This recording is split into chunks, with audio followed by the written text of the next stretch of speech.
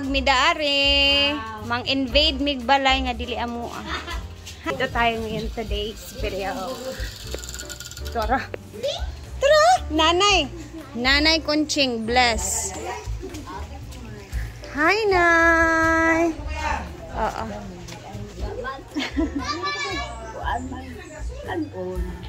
Yun si Nanay Kunching. Oh, relax, relax. Oh, swimming. Solo ni Dide ang swimming pool. Wow. And meron tayong sinugba. Nagbitbit ako ng isda para tanghalian din namin. Wala kasi sila antisita dito. So, makikiswimming lang kami saglit. And then, linis-linis na konti. Tahimik talaga yung ano na dito sa mansion nila, madam. O yung bahay nila. Nilagyan ko ng mga lamas yung loob ng bangos. Bango na. Andun kasi si antisita sa kanyang palalang. Malapit nang maano si antisita, guys. Tawag ano? Magkasal. So, abangan natin yung kasal ni antisita. This year lang talaga yung kasal niya. Kaya aabangan niya. Sinugba. Okay lang yan siya masunog yung labas kasi may kaliskis yan. Ha? Google Drive? Si Mark ra. And may udong, saging. Mag-send ang video. So, andito si Brittany, si Iching, si Harvey, si J. Ford, si Amanda. Meron siyang ibang lakad. Hindi ko alam kung nasaan siya. And nag-enjoy talaga sila diday.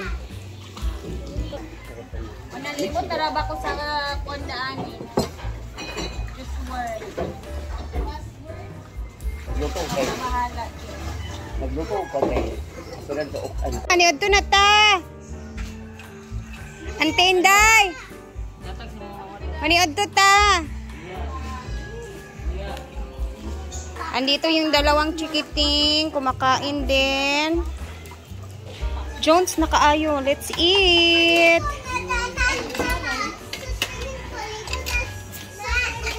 Kar, alin na Kara. Maniod to, diri ra ka paniod to diretso. Arvin. Ina, kay gutom na kaayo. Alas 12 na baya. Sige, pagkaon lang mo diha. Putda ng food. Ito nang sauce na. Baring gila ko kayo manang music. Ang udong po ay bitbit yan nila Brittany galing sa farm. Sa mga kaya. Ante! Aman nanay, basi gusto siya og isda. Ay, pare, manditag sudaan ba isda? Kaya pang sinugba. Tiyan mo gid eh. Kaon lang mo di anak. Sana all. Thank you Nanay Brenda sa swimming. Sinamok mo sa imong mansion. Namingaw nga mansion.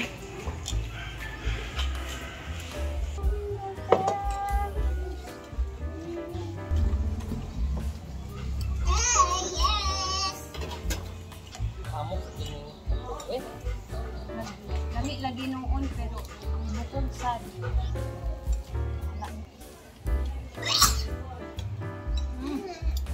Lock diday. Lock. Ano nang sapero lang yan. Ano rin sa mami kayo na mami. Ligo. Atong isa pag nakita niya natin diday gawa sa diretso ligo. Kaya nakatulog.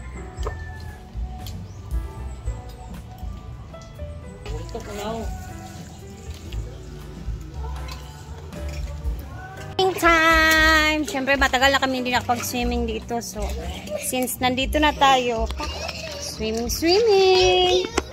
Actually, maglilinis sana kami ulit sa taas ngayon. Kaso, nakapaglinis na kasi sila Amanda kahapon. So, yung usapan namin ni Brenda ngayong araw, sa kwarto niya maglilinis. Nakapaglinis na sila kahapon. So, ayan. At the same time, pinalagyan na ng tubig yung pool niya para makapag-swimming daw si Diday.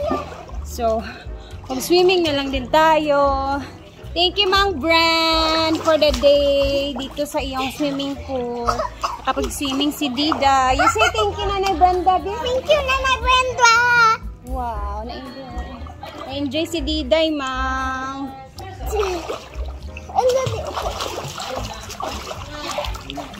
And nabusog kami sa ating baon na bangos na inihaw. And mag-agang-agang tayo, ginanggang na saging yung snack natin dito. Wala si Auntie Sita guys kasi andun sa kanyang love. Sila Ate Charin lang yung kasama namin dito. Thank you. Salamat.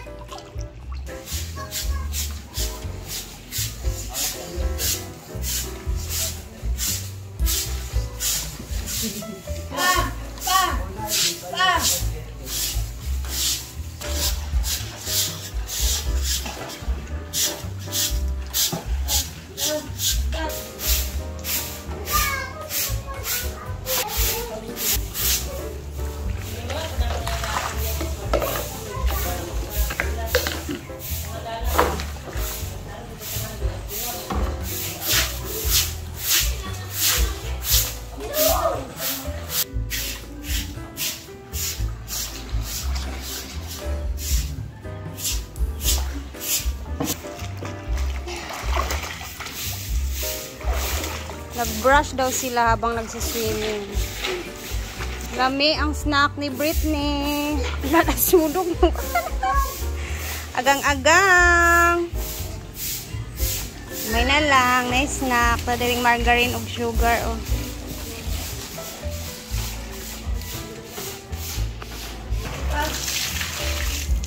Ito lalagit sa balon.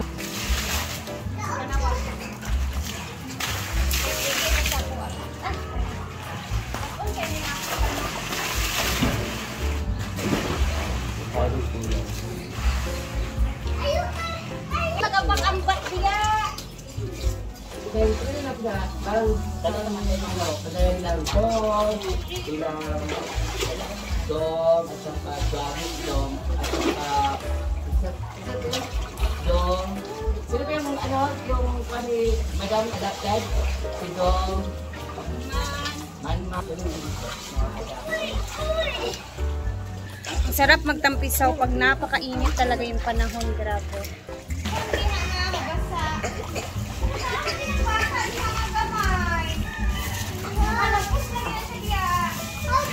Ayun po, naliligo sila sa pool. At bigatong peso po, maliligo po kami ngayon. So, ako po, maliligo po kami ngayon.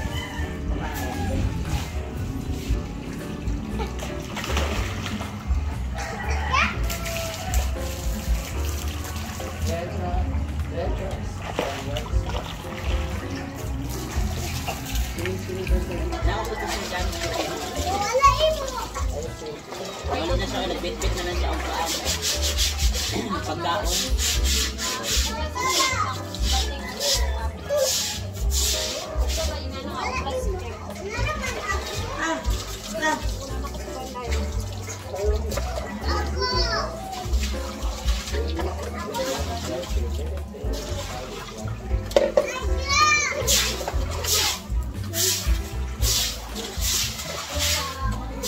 Isang po nga day ni mo iyahang kuan. Nagdilig-dilig kami, linis-linis. Hanggang first snack.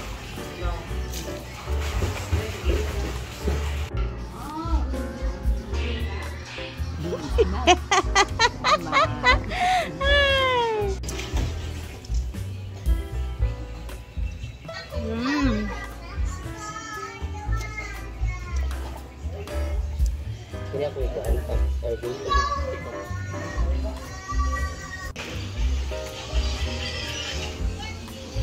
Chen, may saging dito oh.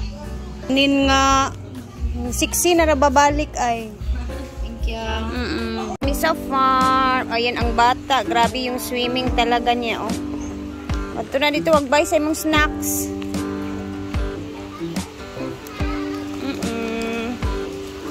bibili daw siya ng snacks niya. Pato, alam niyo guys, yung pato, unti-unti kinakain yung mga petchay. Kailangan yung makapasok ng mga pato kasi yung petchay yung pinagkakabalan nila.